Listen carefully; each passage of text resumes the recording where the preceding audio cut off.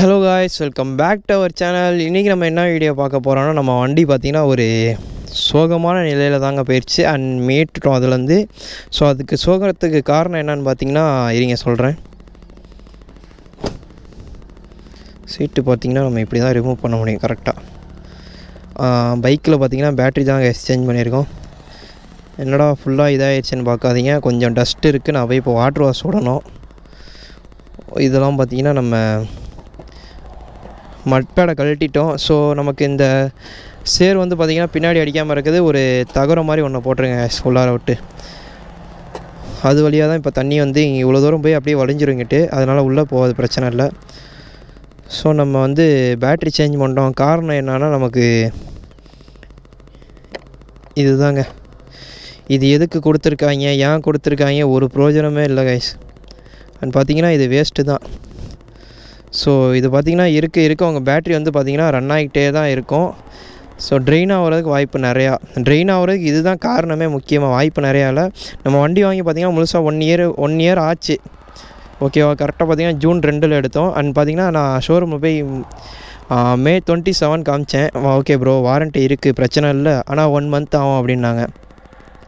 சரி okay bro, நமக்கு தேவையில்லை அப்படின்ட்டு நம்ம பார்த்திங்கன்னா கொஞ்ச நாள் வெயிட் பண்ணி புது பேட்டரியை மாற்றிட்டோம். அண்ட் ஷோரூமில் மாற்றலாம். ஷோரூமில் பார்த்திங்கன்னா நமக்கு செட் ஆகிற மாதிரி தெரியலை. ஓகே, ரொம்ப இது பண்ணோன்னா ஒரு 2 வீக்ஸாச்சும் ஆகும், நம்ம சார்ஜ் போட்டு செக் பண்ணி தான் நான் அவங்களுக்கு சொல்லுவேன் அப்படின்னாங்க. நான் பார்த்திங்கன்னா ஏற்கனவே ஒரு பேட்ரி கடையிலே தான் போய் பேட்ரி ஷோரூம்லேயே போய் நம்ம சார்ஜ் போட்டு செக் பண்ணிட்டோம். ஆனால் அவங்க சொல்லிட்டாங்க இந்த பேட்ரி அவ்வளோதான், முடிஞ்சிச்சு. அண்ட் ஷோரூமில் கேட்டதுக்கு ஏன் இப்படி போகுதுன்னு கேட்டதுக்கு பார்த்திங்கன்னா இதுதான் காரணம் சொன்னாங்க. உங்களுக்கு ப்ளூடூத் பார்த்திங்கன்னா பேக்கெண்டில் ரன் ஆகிட்டே இருக்கும், அதனால் அவங்களுக்கு பேட்ரி ட்ரெயின் ஆகிறதுக்கு அதிகமாக இருக்குது ப்ரோ அப்படின்னாங்க. சரி ஓகே அப்படின்ட்டு நாங்கள் வந்துட்டோம். அண்ட் கைஸ், இது உங்களுக்கு தேவையில்லை தான். ஏன்னா நம்ம இப்போ ஜிபிஎஸ் வேணுன்னா நமக்கு நிறையா ஜிபிஎஸ் இருக்குது, அது மாட்டிக்கலாம். இது வந்து பார்த்திங்கன்னா ஒரு இதில் ஜிபிஎஸ் இருந்தாலும் நம்ம வண்டி ஆன் பண்ணால் பக்கத்தில் இருந்தால் மட்டும்தான் அதை கனெக்ட் பண்ணவே முடியுது. தூரத்தில் இருந்தோம் நம்ம வண்டி எங்கே போகுது, யார் எடுத்துகிட்டு போகிறா, ஒரு பிரயோஜனமே இல்லை. ஆன் பண்ணி வச்சுருந்து பார்த்தா மட்டும்தான். ஆஃப் ஆகிடுச்சுன்னா அதோட கட் ஆயிரும். அப்போயே நம்ம மறுபடியும் ஆன் பண்ணி நம்ம 1 கிலோமீட்டர் டிஸ்டன்ஸில் இருந்தாலும் பிரயோஜனமே இல்லை. ஸோ இது பொறுத்தவரையும் பார்த்திங்கன்னா வேஸ்ட்டு தான். எதுக்கு எமாக கொடுத்துருக்காங்கன்னு தெரில. ஸோ இதை மட்டும் பார்த்து நீங்கள் கழட்டி வச்சுருங்க அவங்க வண்டியில், அவ்வளோதாங்க. நமக்கு வேறு எதுவுமே இல்லை, இந்த இஷ்யூ மட்டும்தான் இருக்குது. அண்ட் நிறைய பேர்த்துக்கு பார்த்திங்கன்னா ரேடியேட்டர் இஷ்யூ வந்துருச்சு. ரேடியேட்டர் பார்த்திங்கன்னா சீக்கிரமாக போகுது அப்படின்ட்டுருக்காங்க. அதுக்கு காரணம் பார்த்திங்கன்னா நம்ம மெயின்டைன் பண்ணாதான். கூலண்ட் ஆயில் வந்து மெயின்டைன் பண்ணணும். அண்ட் ஃபேன் ஓடும் போதே பார்த்திங்கன்னா நமக்கு அடிக்கடி நம்ம ஆஃப் பண்ணிட்டு போயிடுவோம். ஃபேன் வந்திங்கன்னா முழுசாக ஓடணும். நமக்கு வண்டி பெட்ரோல் இதாகுது, வேஸ்ட் ஆகுது அப்படின்லாம் பார்க்க வேணாம். நீங்கள் கில் ஸ்விட்ச் ஆஃப் பண்ணிட்டாலே உங்களுக்கு வந்து ரன் ஆகிட்டே தான் இருக்கும் ஃபேனு. ஸோ நீங்கள் கில் ஸ்விட்ச் ஆஃப் பண்ணிட்டு நீங்கள் பெட்ரோல் வேஸ்ட் ஆகுது, நீங்கள் ஃபேன் நின்னதுக்கப்புறம் சாவியை ஆஃப் பண்ணால் போதும், எந்த ஒரு ப்ராப்ளமே வராது கேஸ். மற்ற வண்டிக்கு பார்த்திங்கன்னா உங்களுக்கு கில் ஸ்விட்சில் மெயின் இருக்கும், நமக்கு பார்த்திங்கன்னா இந்த கீ ஸ்விட்சில் தான் நமக்கு மெயின் இருக்குது. ஸோ அது பிரச்சனையே இல்லை. மெயின் வந்து இங்கே இருக்கனால நம்ம கில் ஸ்விட்சை மட்டும் ஆஃப் பண்ணிக்குவோம், பவர் மட்டும் தான் ஆஃப் பண்ணுறோம்.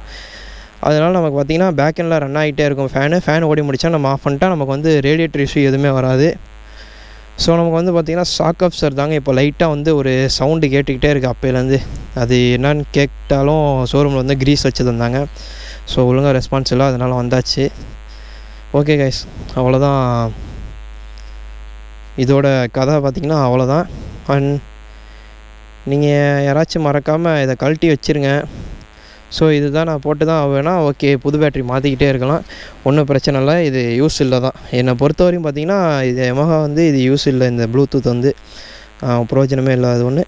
ஓகே கைஸ், இதுதான் நமக்கு சொல்லணும்னு தோணுச்சு. ஸோ பேட்ரி ட்ரெயின் ஆகுது, இஷ்யூ இருக்குது அப்படின்றவங்களாம் இதை மறக்காமல் கழட்டி வச்சுக்கோங்க. ஓகே கைஸ், நான் இந்த வீடியோ இதோட எண்ட் பண்ணிக்கிறேன். எல்லோரும் மறக்காமல் நம்ம சேனலை சப்ஸ்கிரைப் பண்ணிங்க. பிடிச்சிருந்தால் நான் தான் உங்கள் free time rider. Tata, bye bye. எங்கே போனாலும் சேஃபாக போங்க. பாய்.